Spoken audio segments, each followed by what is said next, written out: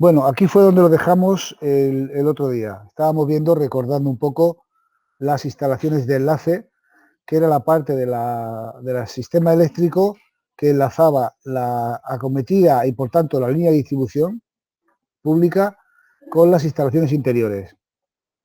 Vimos que tenía una estructura que dependía de si era para un solo abonado o dos, o si era para un grupo de un edificio de viviendas. Estuvimos viendo las partes que tenía esa instalación de enlace. Entonces, entre esas partes era la acometida primero, aunque no forma parte de la instalación de enlace, pero siempre se acompaña a esta, porque ya, aunque forma parte de la instalación de distribución, la acometida es ya individual, ya es para una instalación concreta. La acometida, la caja general de protección, la línea general de alimentación, la centralización de contadores, las derivaciones individuales y los cuadros generales de mando y protección, ya en el interior de la vivienda. Y estábamos viendo cada una de esas partes.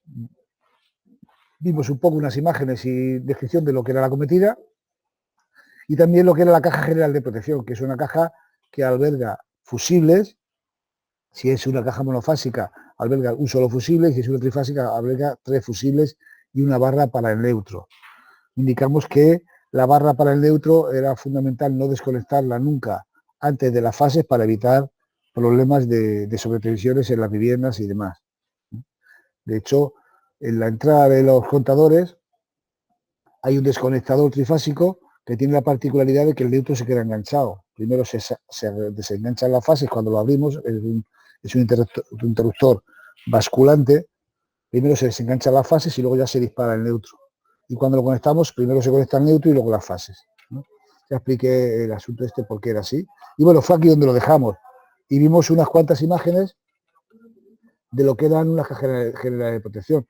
Aquí vemos una caja trifásica con 3 neutros y la barra con 3 fases, 3 fusibles abatibles y la barra del neutro. Aquí también, aunque no se ven los fusibles, pero se ven las cuchillas, porque son fusibles de cuchillas y la barra del neutro. Y aquí vemos un armario para una vivienda individual con un contador, que aquí se ve que es un contador digital, el fusible y el neutro. Y en esta otra parte tenemos lo típico que se pone en urbanizaciones, que es un cuadro para 2 abonados. Se ve que hay 2 contadores, hay 2 fusibles y debajo está la caja de derivación, ¿no? Donde entran las 3 fases y salen, y aquí es donde se conectan los contadores a una fase y neutro y al otro a otra fase y neutro.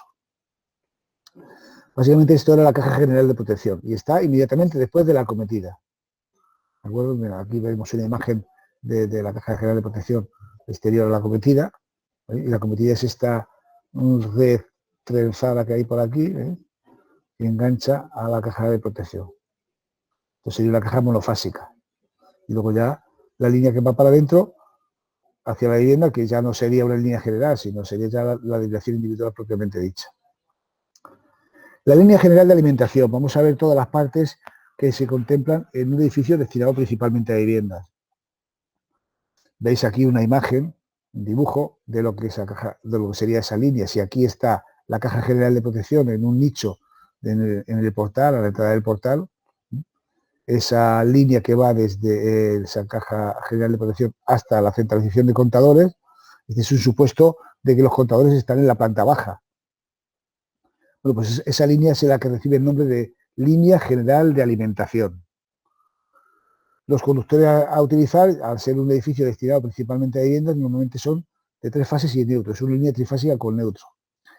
Y normalmente, así lo especifica el reglamento, serán de cobre o aluminio, unipolares y aislados, siendo su tensión asignada de 0,6 1 kilovoltio. Vamos a ver qué es lo que es cada una de estas cosas. Que sean de cobre o aluminio, lo especifica el reglamento. Normalmente se ponen de cobre, ya en la línea general de alimentación. Básicamente, a partir de la acometida se ponen de cobre los conductores. Que sean unipolares es que son individuales los cables, ¿vale? Son cables individuales. Y su tensión a la tensión asignada se refiere a la tensión de aislamiento, la tensión que soportan esos cables sin que se deteriore el aislante. 0,6 kilovoltios entre fase y neutro y 1 kilovoltio entre fases. Ese es el el tipo de aislamiento que tiene. Se refiere a la tensión de aislamiento, no a la tensión que vayan a llevar los cables, por supuesto. La tensión que vayan a llevar los cables, ya hemos dicho que son 300, 400 voltios y 230 voltios. La sección de los cables será uniforme y sin empalmes, es decir, que es una tirada completa desde la caja general hasta el cuadro de contadores, sin empalmes de ninguna clase. Y la sección mínima ha de ser de 10 milímetros cuadrados si es en cobre o 16 milímetros cuadrados si es en aluminio. Estas son prescripciones extraídas del reglamento de baja tensión. Cuando nosotros hagamos el cálculo de la sección de una línea general de alimentación, debemos de contemplar esta situación, o sea, este supuesto. Si el cálculo me sale menor de esa sección, yo aplico esa sección. Y si a la hora de hacer el cálculo de la sección de una línea general de alimentación en cobre me sale un cálculo de 6 milímetros cuadrados, yo no adoptaré 6 milímetros cuadrados, adoptaré 10 milímetros cuadrados, si es cobre, o 16 si es aluminio, ¿vale? Es una sección mínima. Lo del cálculo de las secciones ya lo veremos en la siguiente unidad de trabajo. En esta vemos un poco cómo ha de ser la línea general de alimentación y ya te digo, sección mínima que tenemos que tener en cuenta cuando hagamos el cálculo necesariamente. Cuando la línea general de alimentación sea trifásica, y solo cuando sea trifásica, esta tabla no se aplica cuando sea monofásica, lógicamente, la línea del neutro, la sección del neutro puede ser menor que la de las fases dependiendo de las circunstancias, y esas circunstancias están expresadas en esta tabla. Aquí se indica, por un lado, las dos primeras columnas, la sección de la fase y la sección que puede tener el neutro, ¿vale? Aquí, por ejemplo, veis que si la sección de la fase en cobre es de 10 milímetros cuadrados, la sección del neutro también tiene que ser de 10 milímetros cuadrados, si es en cobre. Si la sección de la fase en cobre es de 16 milímetros cuadrados, el neutro podría ser de 10 milímetros cuadrados. Si la sección, sin embargo, es en aluminio, de 16 milímetros cuadrados, el neutro también tiene que ser 16 milímetros cuadrados. Y a partir de ahí, veis que la sección va siendo menor, la del neutro a la de la fase. Más o menos la mitad, un poquito más de la mitad. Por ejemplo, si la sección de la fase es de 25, el neutro ha de ser de 16. Si la sección de la fase me salto aquí a 95, pues la sección del neutro puede ser de 50. ¿Quién dice que puede ser? Yo si la quiero meter de 95, la meto de 95 también. Es decir, son valores mínimos. ¿De acuerdo? Porque se supone que, bueno, el neutro no va a consumir tanta corriente como las fases en un sistema trifásico. El sistema trifásico, si está compensado, las cargas de cada fase no va a consumir corriente. De hecho, si fuera un sistema equilibrado, el neutro no consumiría ninguna corriente. Por eso los motores pues no tienen neutro. Los motores, si es una carga equilibrada, se alimenta con tres fases. Si yo cogiera y conectara un motor trifásico y me diera el neutro a la estrella, al punto común, no consumiría corriente, porque es una carga equilibrada. Entonces, es por eso esta tabla, porque se supone que el neutro va a consumir menos corriente que las fases, y por eso se permite que la sección sea de eso, de casi la mitad aproximadamente. ¿De acuerdo? Bien. La otra columna, bueno, pues es indicativo también, y es el diámetro que ha de tener los tubos que canalicen esa línea general de alimentación.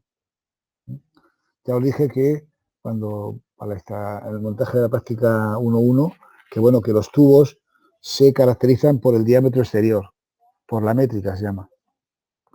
Y entonces ese es el diámetro de los tubos que deben alojar a esos conductores. Es decir, por ejemplo, si yo tengo una línea general de alimentación de 70 milímetros cuadrados, que el neutro puede ser de 35, el tubo ha de ser de 140 milímetros de diámetro, es decir, 14 centímetros. ¿De acuerdo? En fin, es una tabla a la que consultar, por supuesto que no hay que aprenderse, ni mucho menos, es una tabla a la que consultar de tantas como tiene el reglamento de baja tensión y de tantas más como tienen las normas UNE. Nosotros aquí, bueno, pretendo hacer una simplificación de que veáis que hay algunas tablas indicativas que tendremos que consultar en un caso y en otro, y bueno, las expongo aquí, pero que digamos que en el reglamento de baja tensión ahí está la información más extendida y en las normas UNE pues más todavía. Sí, una pregunta me está preguntando Álvaro. ¿Qué diferencia o puede aplicar la Argentina para que ponga aluminio? No hay ningún criterio. No hay ningún criterio que no sea el económico. Hombre, en alta siempre se pone aluminio y ese es el criterio económico, lógicamente. Es el criterio económico, mucho más barato el aluminio, porque además estamos hablando, en alta tensión, estamos hablando de cientos de metros o de kilómetros incluso. ¿Vale? Por eso, como en baja tensión son pocas distancias, pues se decide utilizar el cobre normalmente. No, el cobre conduce mejor que el aluminio, claro. Claro. Claro, sin embargo, mira, la línea de distribución en baja tensión, la red posada, la red trenzada, incluso la red subterránea, suele ser en aluminio. También porque son muchos metros, muchos kilómetros. ¿Vale? Entonces se utiliza, bueno, pues se utiliza el aluminio por un criterio económico. Sin embargo, en las instalaciones de enlace interior se entiende que no compensa andar con ese criterio económico, porque no son muchos metros y siempre tendrán mejor calorización de cobre. Y además, bueno, las instalaciones se hacen mejor, es más dúctil el cobre, se maneja mejor el cobre. Claro, es más flexible, se maneja mejor, conduce mejor. Como los conductores, cuando haces el cálculo de sección te van a salir más gordos en aluminio, tienes que meter tubos más gordos en la instalación. Entonces normalmente ya se hace a partir de la instalación de enlace y la cometida incluso, aunque se puede hacer en aluminio, tanto la cometida como la línea general de alimentación, pero normalmente los instaladores lo hacen de cobre. ¿Vale? Porque bueno, cuesta más la mano de obra que lo que te va a gastar de batería. Bien, me preguntaba Álvaro que el criterio para utilizar el material aluminio o el material del cobre. ¿No? Entonces yo le he respondido que, como habéis oído, es un criterio más bien economicista. Es que como claro, a él no le escucháis, por eso tengo que repetir las preguntas que me hacen. Bueno, seguimos. ¿Alguna pregunta más ahí, aquí o en casa? Continuamos pues. La centralización de contadores. Bueno, pues como su nombre indica, es un lugar donde se alojan todos los contadores. Si tenemos un edificio de viviendas, bueno, pues por eso se centralizan los contadores. Cuando son por plantas, pues se centralizan por planta. Y cuando es una centralización completa, se centralizan todos en la planta baja. Aquí veis una imagen de frente y perfil de lo que sería más o menos la centralización de contadores. Veis que van alojados, suelen ir alojados en cajas de plástico, de PVC, con tapa transparente y forman un bloque en conjunto. Entonces este bloque, veis aquí el dibujo está bastante indicado, o sería este dibujo, y las partes son las siguientes. La parte inferior, que es la del embarrado, veis que aquí hay 4 barras, porque son una barra para el neutro, en este caso la de arriba, y luego 3 barras de las 3 fases. Aquí veis, por ejemplo, que cada fase tiene 3 fusibles. Estos son fusibles de rosca, de cartucho, ¿de acuerdo? Entonces, bueno, pues supuestamente, fijaros como aquí se pretende que haya un equilibrio entre las 3 fases, porque cada abonado coge de un fusible y el neutro y va hacia arriba. ¿Vale? Aquí me falta la conexión de tierra, que la conexión de tierra normalmente va aquí arriba, en el bornero de salida. ¿Vale? En cualquier caso, va de la conexión fase y neutro al contador correspondiente, del contador correspondiente va al bornero de salida. Y a partir de aquí ya la línea hasta la casa del usuario es sin empalmes y es continua totalmente. ¿Vale? Desde aquí hasta el usuario, por muy alto que sea el edificio, va de una tacada normalmente. Entonces veis que aquí la parte más amplia que más ocupa es la de los contadores. Tenemos el caso de 9 viviendas, como veis aquí.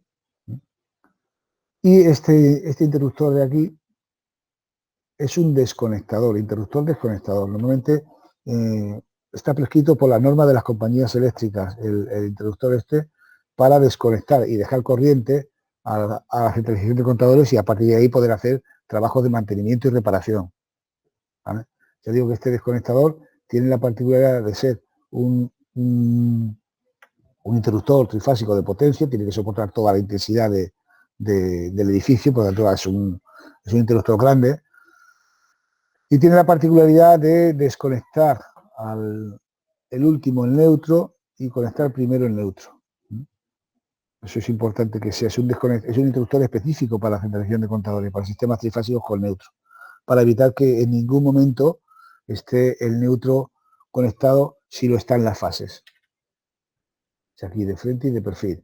Puede ser, en este caso, puede ser rotativo o puede ser abatible, pero en cualquier caso sería eso. La finalidad, dejar sin corriente a la centralización de contadores y demás para poder hacer servicios de reparación. Los módulos de los contadores y finalmente los módulos del bornero de salida. El módulo del bornero de salida, donde ya se conecta a cada uno de los usuarios y donde también se conecta el conductor de tierra. ¿Vale? Y a partir de ahí ya sube la derivación individual con fase, neutro y tierra normalmente. Si algún usuario requiere una conexión trifásica, eso ya va de cuenta del usuario y de la compañía, lógicamente. Los contadores. La conexión de los contadores son normalmente pues, parecidos a los batímetros. Tiene un circuito amperimétrico y un circuito voltimétrico. Lo que pasa es que están estructurados de tal forma que la conexión es sencilla desde el punto de vista que son dos terminales de entrada y dos de salida. ¿Vale? Veis que entra línea y neutro y la línea entra a la amperimétrica. Veis este cuadrado así de mayor grosor, pues esa es la amperimétrica, como veis está en serie. ¿Vale? Y luego la voltimétrica se conecta de línea con una chapita que suele haber aquí, ¿vale? Y al neutro, que la entrada y salida del neutro pues es sencillamente un puente.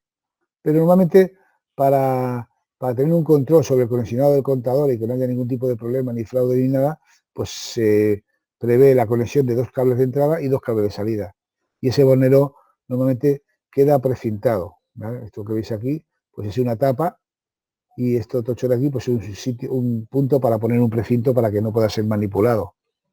Pues sería fácil manipular el contador si yo hago aquí un puente, por ejemplo, o quito esta chapita de aquí, en fin. Hay distintas formas fáciles de manipularlo si accedemos a la conexión. ¿Vale? Entonces, bueno, pues así sería, pero ya digo, se conecta un circuito amperimétrico y un circuito voltimétrico. A partir de ahí están las derivaciones individuales, que como he dicho van sin solución de continuidad, es decir, sin introducciones ni nada, desde la centralización de contadores hasta las viviendas, ¿vale? Por la vertical del edificio. Es un alojamiento que es una carladura hecha al efecto, por donde van los tubos directamente que llevan hasta cada una de las viviendas. ¿Veis? Aquí están dispuestos, pueden estar dispuestos en un solo plano o incluso en varios planos. De acuerdo, y cada uno tiene su forma, o sea, su acceso. Pero bueno, pues lo que hay que hacer es cuando se meten hilos, pues se meten hilos normalmente de arriba abajo, para que sea fácil entrar y no tener que andar tirando para arriba, ¿no? Con el peso y demás. Entonces, bueno, y ya digo, se meten todos a la vez, lógicamente, no como vosotros habéis hecho aquí, que habéis ido metiendo uno a uno, pues son tramos cortitos. Estos se meten todos los hilos a la vez, con ayuda de guías y demás. ¿Veis cómo van en cada planta? Aquí esta otra imagen de la izquierda. En cada planta sube por la vertical y va a la entrada de suele haber un registro en cada puerta, más o menos, o bien por fuera o bien por dentro, en el cual llega la vibración individual. ¿Y llega a dónde? Pues llega al cuadro de mando y protección. Entonces, ¿cómo tienen que ser las derivaciones individuales? También lo especifica el reglamento. Habla de las derivaciones individuales, donde habla de las instalaciones de enlace. Entonces, bueno, pues ya digo, puede ser monofásica o trifásica, normalmente monofásica. Los cables, como he dicho, no presentarán empalmes y su sección será uniforme, por tanto. Y los conductores a utilizar serán de cobre y aluminio, aislados y normalmente unipolares. Si son unipolares, el aislamiento entre los conductores, entre neutros, entre fase y neutro son 450 y entre fase 750 voltios. Es una característica de los cables. Lo que fijo es si es monofásico, pues ya está, ¿no? Pero bueno, es una característica de los cables, del aislamiento que ofrecen los cables, que puede ser mejor o peor aislamiento. Entonces, esos cables pueden ser estas características, con un aislamiento 450-750. O cables multiconductores, lo que denominamos comúnmente como mangueras, que van agrupados los cables en un solo conductor, en el cual las mangueras tienen este aislamiento, esta tensión de aislamiento, 600 o 1 kilovoltio, 600 entre fase y neutro, o 0,6 kilovoltios entre fase y neutro, y 1 kilovoltio entre fases. Este es el aislamiento normalmente de las mangueras, o de los cables multiconductores, que se llama. Y la sección mínima, ya que también antes hemos dicho que la sección mínima no estaba especificada para la línea general de alimentación, aquí la sección mínima es de 6 milímetros cuadrados. ¿Vale? Lo cual quiere decir que si conectamos, o sea, si calculamos una sección de una derivación individual cualquiera y resulta que esa sección me sale de menos de 6 milímetros cuadrados, me sale 4, no vale. Hay que aplicar 6 milímetros, la mínima. Y luego dice, y 1,5 milímetros para el hilo de mando, que será de color rojo. ¿Qué es eso del hilo de mando? Normalmente se mete con la cometida, porque no se sabe lo que se va a utilizar o no. Un hilo de mando, al menos así se metía antes de los contadores digitales, ¿no? Un hilo de mando de color rojo para el tema de la tarifa nocturna. ¿Vale? La tarifa nocturna es una comercialización de las compañías eléctricas que prevén para el usuario que lo desee, pues que se acojan a ella, y que consiste en que a determinada hora de la noche los kilovatios cuestan más baratos. Tienen los contadores, dos totalizadores, dos marcadores, y los kilovatios que van más baratos los marcaba uno y los kilovatios que van más baratos los marca otro. Y eso está controlado con un reloj horario que se pone también en la centralización de contadores. Un reloj que indica que a determinada hora, conecta un totalizador y conecta otro totalizador. Y entonces, al mismo tiempo que cambia el totalizador y el contador, un cable de ese reloj, que es un contacto, sube hasta arriba para que en el cuadro de mando y protección haya un contactor que conecte un circuito especial. Y ese circuito es un circuito que solía estar, o que suele ser, de acumuladores de calor. Son radiadores, son calefactores, que calientan no directamente el espacio, sino que calientan unas placas cerámicas que acumulan el calor. Digamos que la piedra, las placas cerámicas y tal, tienen la capacidad de que tardan en calentarse, pero cuando se han calentado también tardan en perder el calor. ¿Vale? Entonces, estos acumuladores de calor, lo que se hacía era que por la noche se calentaban, cuando los kilovatios eran más baratos, y durante el día devolvían el calor. Es decir, la tarifa nocturna, el reloj conectaba ese contactor, por ejemplo, a las 11 de la noche, se tiraba toda la noche consumiendo, y luego a las 6 de la mañana, a las 7 de la mañana, depende, que no sé cuándo era la hora, lo desconectaba. Y entonces esos acumuladores estaban calentando durante todo el día. Eso es a lo que se refiere con el hilo de 1,5 milímetros cuadrados de sección para el mando. Ahora pues será igual, algo parecido, si yo quiero también tener un circuito de acumuladores. Entonces ahora no vendrá del reloj, ya será el mismo contador el que pueda enviar ese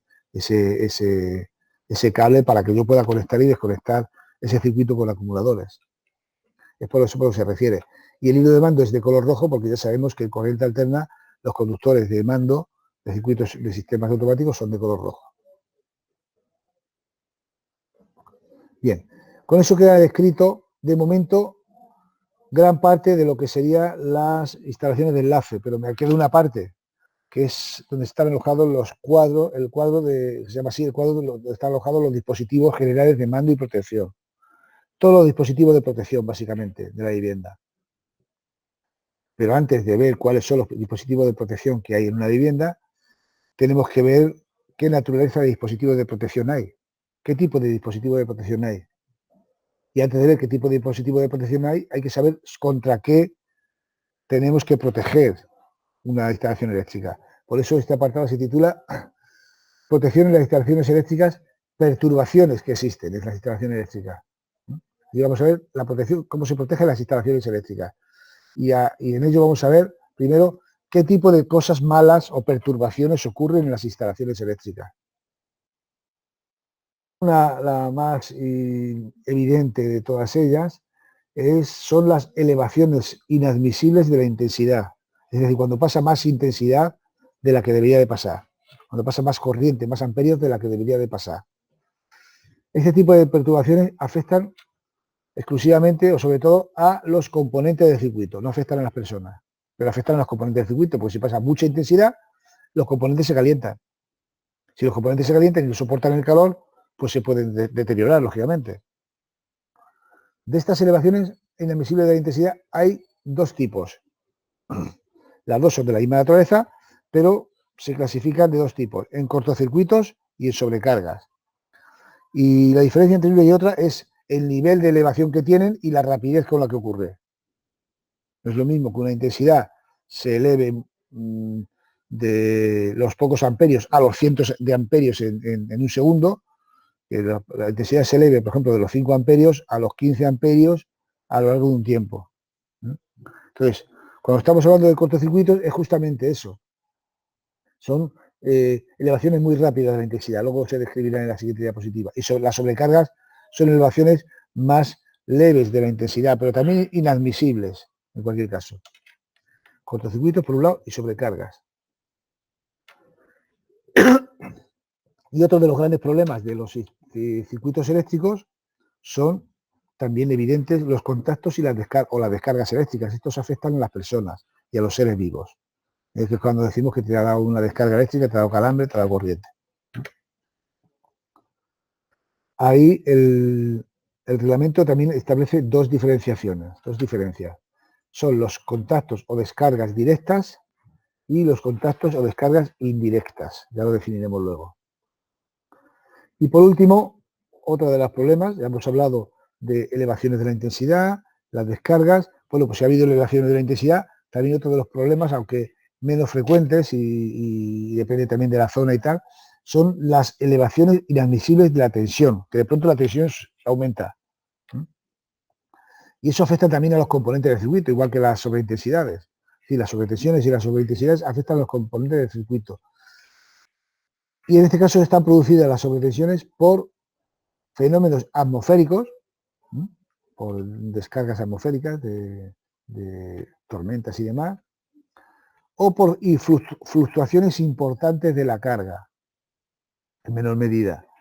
Es decir, si de momento hay una tensión y por la noche, pues por lo que sea, industrias y demás, en una zona industrial, deja de haber un consumo elevado, pues hay un pico de elevación en ese momento.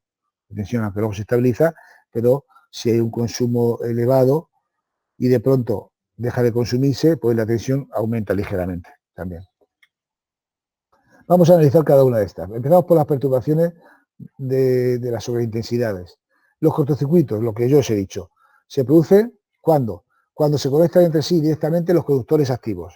Es decir, cuando se junta la fase y el neutro, por las razones que sea, o dos fases.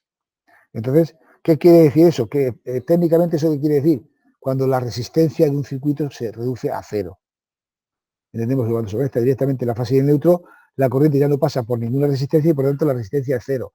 Entonces, si contemplamos eso con la ley de Ohm, ocurre lo siguiente, que si la resistencia se hace cero o tiende a cero, la intensidad tiende a infinito. Nunca la resistencia es cero, ¿de acuerdo? Porque tampoco nunca la intensidad es infinito, pero la intensidad puede ser muy grande. De hecho, dependerá de la resistencia de bucle, la intensidad puede alcanzar cientos de amperios. La intensidad de cortocircuito es uno de los cálculos que se pueden estimar. Se ha de conocer la impedancia del bucle. La impedancia del bucle sería la resistencia de la línea desde la fuente de alimentación, contemplando toda la red de distribución eléctrica, hasta donde se ha producido el cortocircuito. Eso no es una resistencia cero, pero a lo mejor son resistencias de 2, 3 ohmios, como mucho o menos. Y entonces sube mucho la intensidad. ¿De acuerdo? Entonces, se trata de eso, que la resistencia se hace prácticamente cero y entonces la intensidad sube muchísimo. Por ejemplo, si estamos a una tensión de 230 y la intensidad y la resistencia se reduce a 1 ohmio, pues vamos a tener 230 amperios, ¿está claro? ¿Vale? Si la resistencia se reduce a 0,5 ohmios, pues vamos a tener 460 amperios, lo cual son intensidades muy grandes. La intensidad del cortocircuito en ese caso. Y normalmente eso siempre se produce a causa de una avería. O bueno, o de una mala manipulación de alguien que está manipulando circuitos. Si alguien está trabajando con corriente y de pronto con la herramienta se le junta la fase y el neutro, eso también es una mala manipulación. O un niño que mete los cables en un enchufe, en fin, unas tijeras en un enchufe por su cortocircuito. Entonces, se produce a causa de una avería o más contadas ocasiones a causa de una mala manipulación. Las sobrecargas, ¿cuándo se producen? Pues se producen cuando hay una carga eléctrica elevada, más de la que está, para la cual está diseñada la instalación eléctrica. Cuando la instalación eléctrica está diseñada para tener una intensidad de carga de 50 amperios y resulta que circulan 80 o 100, pues ya es una sobrecarga, lógicamente. Cuando hay una carga elevada, pues por ejemplo, cuando hay un exceso de receptores, yo puedo a enchufar receptores, a conectar receptores, y entonces lo que estoy haciendo en realidad es conectar receptores en paralelo, porque siempre todo se conecta en paralelo. Cuantas más cosas conectemos en paralelo, la resistencia total o la impedancia total se reduce más. Siempre cuanto más receptores hay conectados en paralelo, más intensidad que se consume, lo cual quiere decir que menos resistencia hay. Por lo tanto, la intensidad total aumenta considerablemente. Otra de las características de las sobrecargas es que la intensidad aumenta a un valor superior al admisible, sin llegar a los altísimos valores que pueden considerarse el cortocircuito. Y también sin aumentar tan rápidamente. Y a veces no se produce necesariamente a causa de una avería, otras veces sí, pero no tiene que producirse a causa de una avería. Se produce a lo mejor porque hemos sobrecargado la instalación, por las razones que sea, hemos metido más corriente para la cual está diseñada, o está mal diseñada la instalación eléctrica para lo que habíamos pensado, ¿vale? Otras veces sí que es por una avería, un bloqueo de una máquina o lo que sea. Cortocircuitos y sobrecargas. ¿Por qué se hace esta diferenciación de cortocircuito y sobrecarga? Porque luego cuando veamos los elementos de protección, hay que actuar de manera diferente ante un cortocircuito y una sobrecarga. Y es por eso que existen los magnetotérmicos. Ya lo explicaremos en su momento. Las descargas eléctricas, los contactos o descargas, se producen evidentemente cuando pasa la corriente a través de una persona, ¿vale? De una forma u otra. Entonces, normalmente las descargas peligrosas y tal, bueno, pues se producen normalmente cuando se descarga, hay un contacto entre un ser vivo y lo que llamamos tierra. Es aquí un poco el dibujo, ¿veis? Pasa la corriente a través del cuerpo y a través de tierra. Esto que está representado aquí está representando el transformador de baja tensión que está en alguna parte, que es el que nos alimenta a nosotros. Entonces la corriente se pasa por el cuerpo humano y pasa por tierra. Porque normalmente el transformador está puesto a tierra como sistema de protección. Bueno, en cualquier caso, un contacto directo. ¿Cuándo se produce? Son contactos de personas o animales con partes activas de los materiales y equipos, así lo define el reglamento de baja tensión. ¿Y qué son las partes activas? Bueno, pues una parte activa, en realidad, es una parte de la instalación que está bajo tensión. Entonces, el contacto se produce porque esa persona ha entrado en contacto con esa parte activa. Aquí, bueno, pues veis que pues, se produce por un fallo de aislamiento. Por ejemplo, está manejando el usuario una herramienta, un electrodoméstico y tal. Entonces, hay un fallo de aislamiento en el cable y él está tocando el conductor directamente. Está tocando el cobre. Un contacto directo también se produce si estamos manipulando una caja de conexiones con corriente y tocamos una parte desnuda de un cable. O si metemos los dedos dentro de un enchufe, también es un contacto directo. Estamos tocando una parte que es normal que tenga tensión. ¿Vale? Ahí no es que haya una avería, ¿sí? Ahí normalmente es que hay una imprudencia o bueno, una falta de aislamiento en este caso, también. Porque en realidad he tocado el cable. Entonces la corriente se produce entre fase y neutro o bien entre conductores activos y tierra, entre conductores activos y tierra o entre dos partes activas, entre dos conductores activos. El contacto directo. Y el contacto indirecto es el contacto de una persona o animal con partes que se han puesto bajo tensión como resultado de un fallo de aislamiento, es decir, con partes metálicas que no tienen por qué tener tensión, no tienen por qué estar conectadas a partes activas, pero que por razón de una avería o de una falta de aislamiento, pues están sometidas bajo tensión, entonces nos da corriente. Aquí veis la imagen de alguien que está tocando la carcasa de un motor, que la carcasa de un motor no tiene que estar bajo tensión, lógicamente, yo puedo tocar la carcasa de un motor y no tiene por qué darme corriente, pero si hay un fallo de aislamiento por las razones que sean, entonces sí que está bajo tensión y te puede dar corriente. ¿Vale? Son de naturaleza diferente porque el reglamento especifica actuaciones de manera diferente a la hora de aislar unas cosas y otras, a la hora de establecer criterios de aislamiento. Entonces, también puede ser entre una masa que esté puesto en contacto o entre dos masas. Una lavadora, por ejemplo, que está comunicada o hay una falta de aislamiento en una parte de la lavadora y la tocamos y nos da corriente. O un frigorífico, la tocamos y nos da corriente. ¿Vale? Eso normalmente no ocurre, que nos dé corriente, porque hay dispositivos que se adelantan a ese hecho y disparan el sistema para que no te dé corriente. Pero si no existieran esos dispositivos, tocaríamos y nos daría corriente, si hay un fallo de aislamiento. ¿De acuerdo? Entonces, es importante que conozcáis la diferencia entre contactos directos y contactos indirectos. Contacto directo es que yo estoy tocando un cable o un borne de una regleta o un borne de un enchufe que tiene corriente. ¿Vale? Ahí no hay nada, en fin, que no es una imprudencia normalmente, o algo que no he hecho bien, o lo que sea, ¿vale? Una parte activa. Y cuando tocamos un contacto indirecto, cuando tocamos una parte metálica que no tiene por qué estar sometida bajo corriente. Digo, yo he tocado aquí y me ha dado corriente. ¿Vale? He tocado en el grifo y me ha dado corriente. He tocado en el frigorífico y me ha dado corriente. No es normal. O yo estoy trabajando con una taladradora y he tocado el portabrocas y me ha dado corriente. Esas son partes metálicas que no deberían de estar bajo tensión, y si ocurre eso es porque hay un fallo de aislamiento. Pues eso es un contacto indirecto. ¿Vale? ¿Entendéis que la diferencia entre contacto directo y contacto indirecto? Bien, pues esas son las diferencias. El reglamento lo distingue, ya digo, porque si os vais al reglamento sobre los contactos directos e indirectos, se establecen unas medidas para unos casos y para otros, distintas. Pero luego hay un aparato que vale tanto para contacto directo como para contacto indirecto, que me voy a adelantar un poco, pero voy a decir que el aparato es el interruptor diferencial.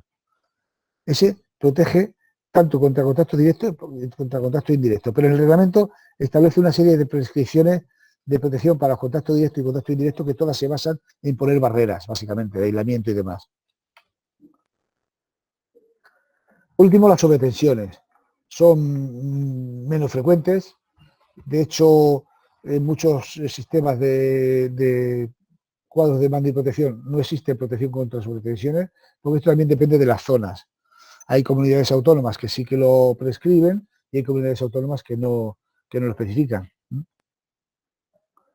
Entonces, una sobretensión es un impulso de tensión que se superpone a la tensión normal de la red, por las razones que sean, por razones atmosféricas, por las que sea. Por ejemplo, veis aquí un impulso de origen atmosférico.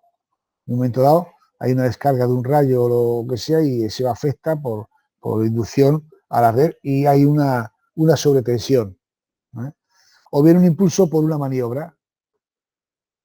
Un impulso por una maniobra que dice que hay una desconexión de la tensión, lo que os he dicho antes, una bajada de la carga. Entonces, cuando hay una bajada de la carga, aumenta la tensión también.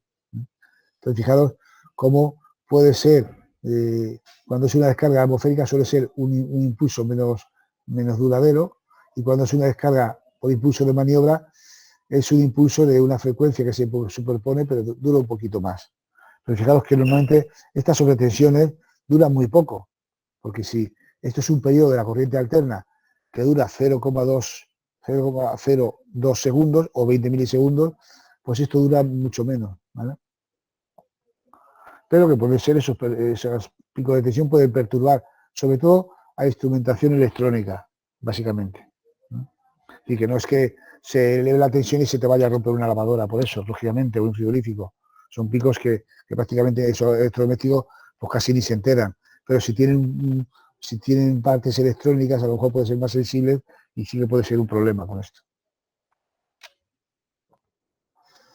Afectan a los equipos, es decir, normalmente esto a una persona no le afecta, afectan a los equipos y producen radiaciones electromagnéticas, por eso digo, que entonces afectan a sistemas electrónicos sobre todo. Además, la duración de la sobretensión, el periodo de la sobretensión, produce un aumento de energía en los circuitos eléctricos que puede destruir el equipo. Existen 4 tipos de sobretensiones que pueden afectar a las cargas y a las instalaciones. Sobretensiones de origen atmosférico, de funcionamiento o maniobra, de transitorio y de frecuencia industrial. Esto cuando tenemos maniobras con variadores de velocidad, sobre todo, puede ocurrir este tipo de fenómenos también. Sobretensiones producidas por descargas electrostáticas, también sobre todo en la industria, sobre todo. Bueno, hemos visto un poco las perturbaciones que ocurren en las instalaciones eléctricas. Vamos a ver qué instrumentos se emplean para proteger contra estas perturbaciones. Bien, el elemento de protección más elemental, el primero que surgió y el más básico de todos es el fusible. Es un hilo, básicamente, calibrado, quiere decirse que está tasado para determinados valores. Normalmente, así es, de menor sección que los conductores del circuito que protegen y que se funde al paso de una corriente excesiva. El principio de utilización del fusible es el principio del eslabón más débil de una cadena. Imaginaos que tenemos una cadena con unos eslabones que tienen 10 milímetros de diámetro, es decir, una cadena gorda.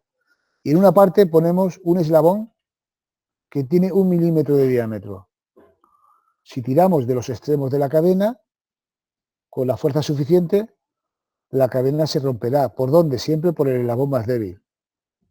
Entonces, el principio del fusible es tener ese eslabón débil localizado, perfectamente protegido para que cuando se funda no produzca perturbaciones, y entonces cuando ocurra la perturbación se funda siempre por ahí y no se caliente el resto de la instalación. Si no fuera así, ante un cortocircuito se quemaría uniformemente todo el cable o el receptor y la avería podría surgir por cualquier sitio. De hecho, podría deteriorarse toda la instalación eléctrica, deshacerse los aislamientos y demás.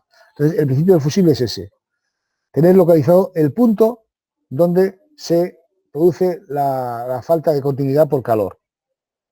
Entonces, ese punto está alojado, está protegido contra las descargas.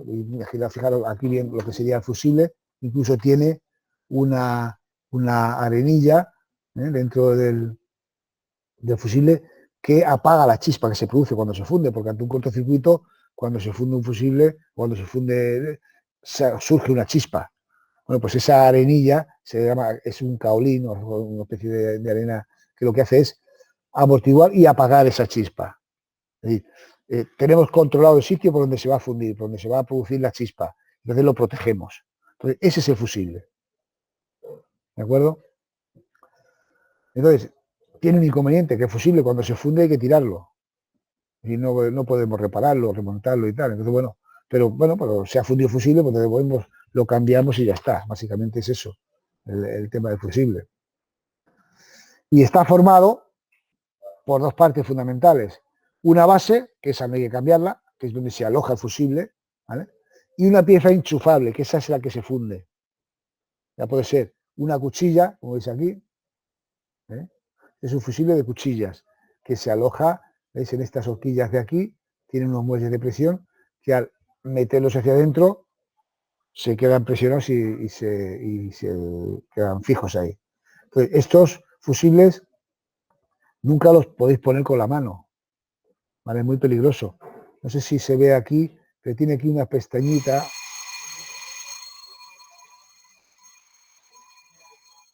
Tiene aquí una pestañita arriba y abajo para que sea acoplado en un útil que existe específico para estos fusibles, que se engancha y entonces tiene el aislamiento suficiente para que yo lo pueda, además que hay que hacer fuerza.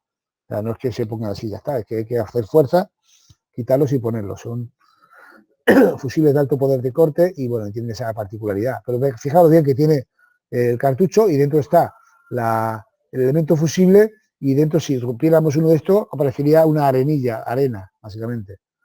Y también los tenemos de cartucho encerrado en una carcasa cerámica o incluso de vidrio, como es el que tiene el fusible de vuestro polímetro. Entonces se aloja el fusible y el material encargado de la extinción del arco eléctrico. Las características, y con esto termino hoy aquí, esenciales de un fusible cuando vayamos a comprar, es lógicamente la forma y tamaño y sobre todo la característica eléctrica, la intensidad calibrada a la que se funde. ¿Vale? La intensidad para la cual está preparado. Esas son las características. Quiero un fusible de 60 amperios. Quiero un fusible de tantos amperios. De esta forma y tamaño, que lo describiremos el próximo día. ¿De acuerdo? Bueno, con esto terminamos la explicación de hoy.